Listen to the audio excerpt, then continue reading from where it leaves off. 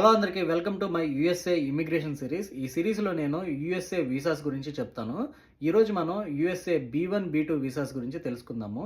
So ఈ B visa అనేది temporary business pleasure visitor visa అనమాట. ఈ బి వీసాలో రెండు కేటగిరీలు ఉంటాయి, B1 B2. B1 వచ్చేసి బిజినెస్ ట్రావెల్ వీసా. యూఎస్ఏకి బిజినెస్ పర్పస్ రావాలనుకున్న వాళ్ళు మాత్రమే ఈ B1 వీసాని ఫైల్ చేసుకోవచ్చు. Next B2 visa. B2 అంటే టూరిస్ట్ వీసా అనమాట.